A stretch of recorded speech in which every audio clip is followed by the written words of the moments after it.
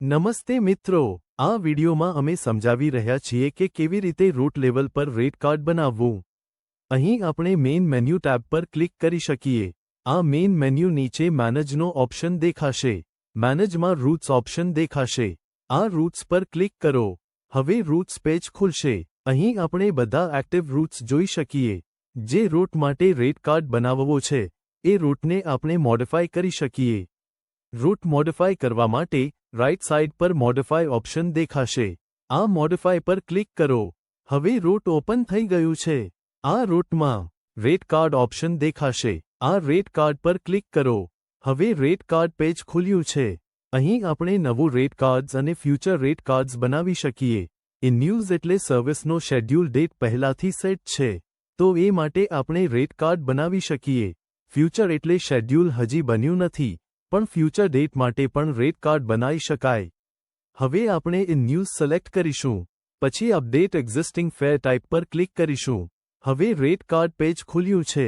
અહીં rate card name, start date અને and date દેખાય છે. અહીં રેટ કાર્ડ નેમ લખી શકાય, જેમ કે ટેસ્ટ બાર. હવે નક્કી કરીએ કે આ રેટ કાર્ડ પરમનન્ટ એટલે કે રેગ્યુલર રાખવાનો છે કે કસ્ટમ ડેઝ માટે. જો પરમનન્ટ એટલે કે રેગ્યુલર બનાવવો હોય તો પરમનન્ટ પર ક્લિક કરો. પછી સિલેક્ટ કેલેન્ડર પર ક્લિક કરીને કયાથી આ રેટ કાર્ડ લાગુ થશે એ ડેટ પસંદ કરો. એપ્રિલ 1. આ રેટ કાર્ડ પરમનન્ટ રીતે બધા ફ્યુચર બુકિંગ્સ માટે લાગુ રહેશે. જો પરમનન્ટ નહીં રાખવું હોય તો પરમનન્ટ સિલેક્ટ ન કરો. એના બદલે ફક્ત સ્ટાર્ટ ડેટ પસંદ કરો અને પછી એન્ડ ડેટ પસંદ કરો. તો એપ્રિલ 1 એપ્રિલ 5 સુધી આપણે આ રેટ કાર્ડ 5 દિવસ માટે બનાવી રહ્યા છીએ. વીકલી શેડ્યુલ પહેલેથી બનાવેલું છે. અહીં આપણે ફેર ટાઈમિંગ ઓપ્શન પણ જોઈ શકીએ. આ રેટ કો આપણે ફેર વધારી પણ શકીએ અને ઓછી પણ કરી શકીએ.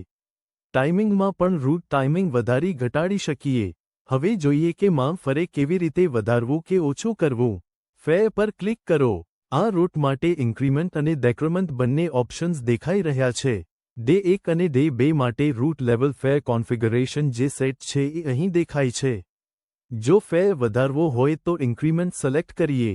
મુખ્ય ઓરિજિનથી મુખ્ય ડેસ્ટિનેશન સુધી બધા મલ્ટી સ્ટેજ ફેર્સ માટે ફેર વધારવો હોય તો અહીં કંઈ પણ સિલેક્ટ કરવાની જરૂર નથી. જો કોઈ સ્પેસિફિક મલ્ટી સ્ટેજનો ફેર જ બદલવો, વધારવો, ઓછો કરવો હોય તો એ માટે ઓપ્શન સિલેક્ટ કરી શકાય.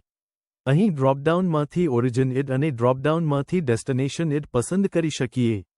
જો રૂટ લેવલ પર પૂરો રેટ કાર્ડ બદલવાનો હોય તો અહીં કંઈ પસંદ કરવાની જરૂર નથી. પછી ફેર સિલેક્ટ કરો અને અહીં સીટ ટાઇપ્સ દેખાય છે. SLB, SOV, TLB, DAB, આ જ ઓપ્શન્સ અહીં પણ ઉપલબ્ધ છે. અમે બધા સી ટાઇપ ફેર્સ બદલવાના હોઈએ કે ફક્ત કોઈ પર્ટિક્યુલર સીટ બદલવી હોઈએ, તો પર્ટિક્યુલર સીટ ટાઇપને આમ સિલેક્ટ કરી શકીએ. બધા સીટ ટાઇપ્સ માટે ફેર બદલવો હોય તો સિલેક્ટ ઓલ કરો અને બધું સિલેક્ટ થઈ જશે. હવે આપણે ફેર વધારવાના છીએ, તો અહીં ઇન્ક્રીમેન્ટ અમાઉન્ટ એન્ટર કરીએ. ઉદાહરણ તરીકે 1000 રૂપિયાથી વધારીએ તો એ અમાઉન્ટ અહીં લખી દઈએ. પછી અહીં હાલની વેલ્યુ 10,000 તરીકે દેખાય છે. હવે 1000 નાખીને અપ્લાય પર ક્લિક કરીએ. પછી દેખાશે કે 10,000મી 11,000 સુધી ચેન્જ થઈ ગયું છે. પછી રિફ્રેશ કરો, અપ્લાય ઓલ ચેકબોક્સ ટિક કરો, અપ્લાય ક્લિક કરો અને પછી update the existing fair in time પર ક્લિક કરો. પછી આપણે ટેસ્ટ ટૂલ એવરી 1 થી એવરી 5 સુધી જોઈ શકીએ. રેટ કાર્ડ બની ગયું છે. આ રેટ કાર્ડમાં જો આપણે કોઈ ફેરફાર કરવા હોય, જેમ કે ટાઈમિંગ બદલવી, મલ્ટી સ્ટેજ એડ કરવો, મલ્ટી સેશન રિમૂવ કરવું અથવા boarding, dropping points add, remove કરવા, તો એ ઇઝીલી કરી શકીએ. કોઈ બદલાવ કરવો હોય તો એડિટ બટન પર ક્લિક કરવું. અહીં રેટ કાર્ડ તૈયાર છે અને ડેટ, નેમ સહિત બધી ડિટેલ્સ દેખાય છે. અહીં દેખાતો ફેર એ જ છે જે આપણે રેટ કાર્ડમાં કન્ફિગર કર્યો હતો. જેમ કે હૈદરાબાદની ટાઈમિંગ 8 o'clock છે અને બેંગ્લોરની ટાઈમિંગ 5 o'clock છે. આ ટાઈમિંગ્સમાંથી કંઈ બદલવું કે એડજસ્ટ કરવું હોય તો ટાઈમ સિલેક્ટ કરી શકીએ. ફક્ત કોઈ એક સિટી માટે ટાઈમિંગ બદલવી હોય તો ડ્રોપડાઉનમાંથી એ સિટીનું નામ સિલેક્ટ કરો. પૂરા રેટ કાર્ડ માટે ટાઈમિંગ બદલવી હોય તો સિટી સિલેક્ટ ન કરો. હવે ચાલો ટાઈમિંગ 1 કલાકથી વધારીએ. અમે ટાઈમ 1 કલાકથી વધારવાના છીએ, તો અહીં 1 hour સિલેક્ટ કરીએ.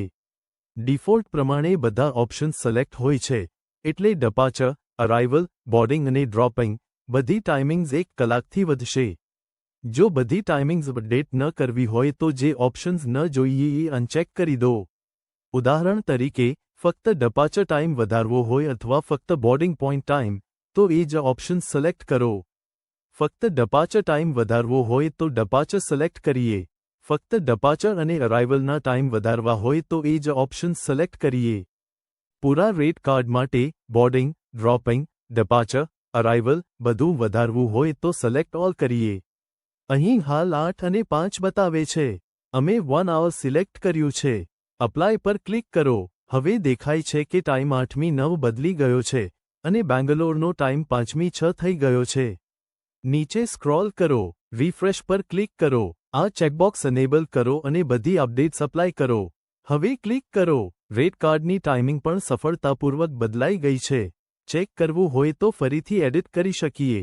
અહીં દેખાય છે કે ટાઈમિંગ બદલાઈ છે અને રેટ પણ બદલાયો છે. આ રીતે કોઈપણ રૂટ માટે પરમનન્ટ હોય કે કસ્ટમ ડેટ્સ જેમ કે 2 દિવસ, 4 દિવસ અથવા 1 અઠવાડિયું, આપણે આ પ્રોસેસ ફોલો કરી શકીએ.